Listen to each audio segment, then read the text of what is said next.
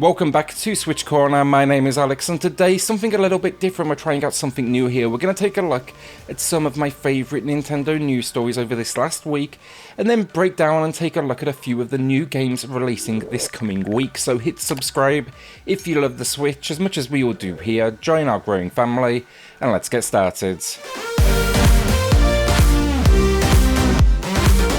So I used to do a weekly video, new games over the next week. It kind of bored me making that one, honestly, so welcome to the new hybrid.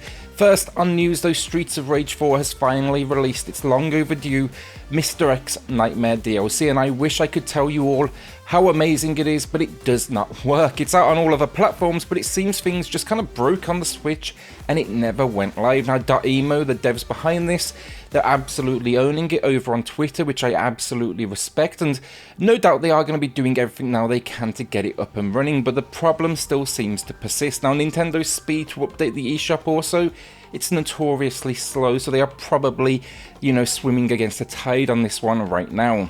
The DLC though itself looks quality, new playable characters, a survival mode with challenges, new weapons and customization. Hopefully we're going to be seeing it later this week, but I have seen a few people complaining over on Twitter, which I absolutely get. I want this DLC as much as all of you, but it's not going to help the scenario. This dev has looked after us this far, so I'm happy to kind of show them just a little bit of patience. Now a company you definitely shouldn't have patience for, EA are back with FIFA 22, and once again they are screwing Switch owners because they've got yet another Legacy Edition for us. What this means is, and they protect themselves by putting this tag on the eShop, it will feature the same gameplay innovation from FIFA 21 without any new development or significant enhancements, and they've been doing this since 2017, so you're basically paying for FIFA 17 with the latest kits, roster updates, and then maybe a new stadium or two. Do not spend your cash on this. It's an absolute insult. This could have easily been a patch, but instead, it could have been a patch for like the last few years, but instead they put a warning on the eShop just to provide like any sort of accountability. It just gives them something to point at if people complain, which we absolutely will. I gave last year's installment a 3 out of 10 for the same reason. No doubt it's going to be cheap for them to do this, but some poor kid is going to end up with it under the tree at Christmas because the parents have no idea what they are doing, and it's just wrong and it should not be allowed. FIFA 22, maybe I'll just release the same review I did for the 21 edition with a new score, and maybe I can edit a new shirt on myself or something. You probably wouldn't like that, but by EA standards, that's absolutely fine. Talking about Nintendo owners getting screwed, then Zelda Skyward Sword released this week, and like most of you, I've been playing it, enjoying it. It's a decent little port, and I do like the fact we got standard controls alongside the motion. But perhaps one of the most controversial elements has seen a bump in the road. The Amiibo that unlocks fast travel has hit distribution issues and is now, for a large part, delayed. A small amount they have made them to retail from what I understand, but the rest of you gotta wait until like mid-August, so around 4 weeks after release. So I think I can preface this by saying don't lock quality of life features behind Amiibos. It's not smart. I also think it's just hilarious that it's backfired on Nintendo, quite honestly. I actually know a good chunk of them that did not get sent out still, but maybe Nintendo now should just consider, patching whatever bit of code is there, asking for that more cash from us, and just give everyone access to the feature in the game. It should absolutely be there to begin with.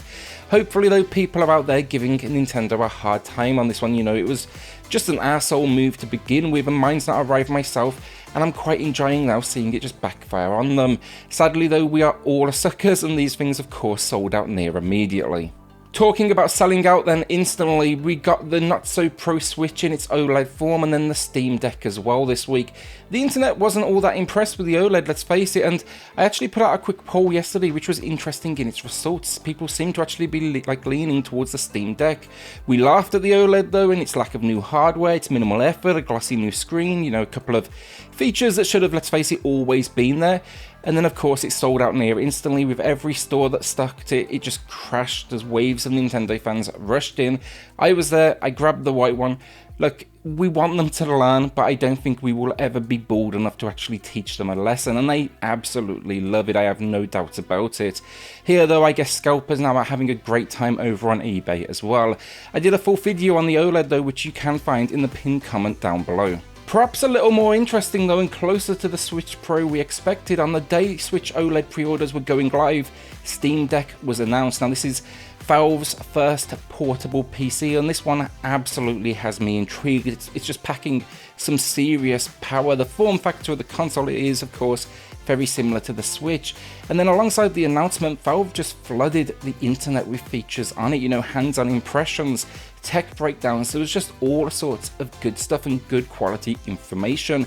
It looks seriously impressive. Now, I'll put my hands up, I'm not huge on PC gaming myself, but this could very much be a turning point for me where I'm willing to, you know, dive into Steam, because the library there is huge and the sales, they are absolutely generous.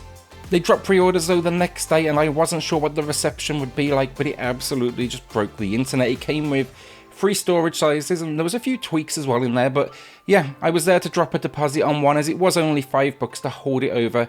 But yeah, I suffered through like an hour of refreshing, adding it to my basket, watching my computer crash. It looks like mine will be Q1 2022, which is perfect, as it means I get to see impressions by then, and, you know, units are going to start arriving by the end of the year.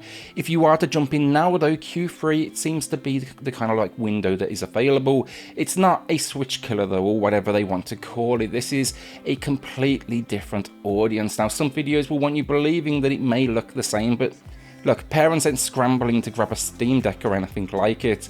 The Switch just has a much wider audience, and that is not going to be changing anytime soon. For sure, nice for clicks on videos though, of course, absolutely give them that. But look, I'm also not sold with this system on the button layout of the console either. Alright, so that's the news that caught my eye this week. New releases wise, it's actually pretty decent. We've got Cotton Reboot dropping on July 20th. This is a cute-em-up. I believe it's actually been out now for a good while in the East, and to decent reviews already. It's actually a remake though, so you can choose between the new HD visuals or the old school variation, but it should be a little bit more easier than your average shoot 'em up.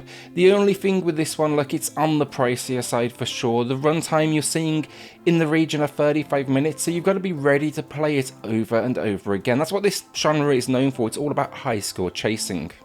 On the 20th as well, then Chris Tales, and this one has a free demo, so start there first before you go dropping that cash. But it's a self-described love letter to JRPGs, but its spin, the game allows you to play in the, and impact at least, the past, present and future.